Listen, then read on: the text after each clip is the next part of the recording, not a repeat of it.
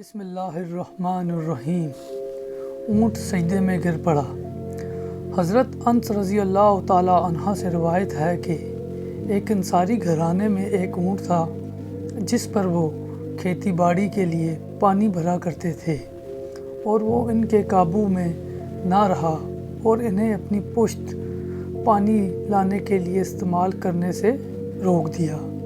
انصار صحابہ کرام حضور نبی اکرم صلی اللہ علیہ وسلم کی خدمت اقدس میں حاضر ہوئے اور عرض کیا، ہمارا ایک اونٹ تھا، ہم اس سے کھیتی باڑی کے لیے پانی لانے کا کام لیتے تھے، اور اب وہ ہمارے قابو میں نہیں رہا اور نہ ہی خود سے کوئی کام لینے دیتا ہے۔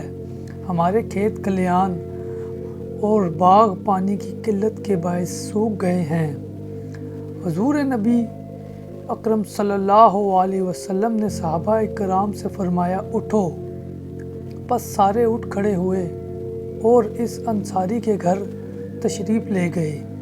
آپ صلی اللہ علیہ وسلم باغ میں داخل ہوئے اور ایک اونٹ کونے میں تھا۔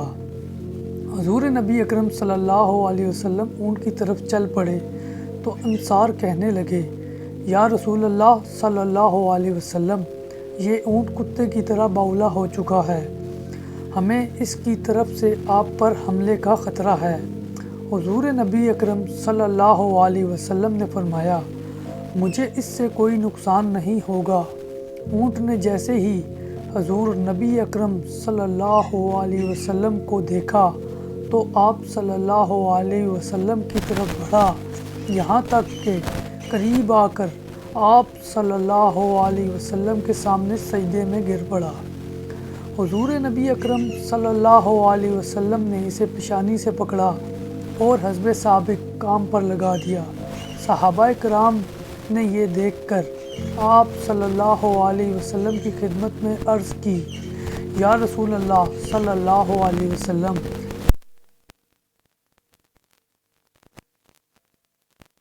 ہم تو عقل بھی رکھتے ہیں، اس سے زیادہ حقدار ہیں کہ آپ کو سجدہ کریں۔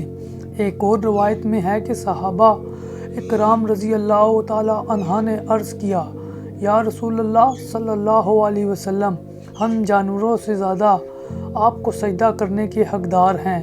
آپ صلی اللہ علیہ وسلم نے فرمایا، کسی فرد بشر کے لیے جائز نہیں کہ وہ کسی بشر کو سجدہ کرے، اور اگر کسی بشر کا بشر کو سجدہ کرنا جائز ہوتا تو اللہ بیوی کو حکم دیتا کہ وہ اپنے شوہر کو اس کی عظیم قدر و منزلت کی وجہ سے سجدہ کرے جو کہ اسے بیوی پر حاصل ہے۔ سبحان اللہ، کیا ہی زبردست واقعہ ہے کہ اللہ کے سوا کسی کو سجدہ نہیں کرنا چاہیے۔ اگر کسی کو اللہ تعالیٰ حکم دیتا سجدے کو تو وہ بیوی کو اپنے خاوند کو سجدہ کرنے کا حکم دیتا۔ السلام علیکم۔ چینل کو ضرور سبسکرائب کیجیے گا۔ جزاک اللہ۔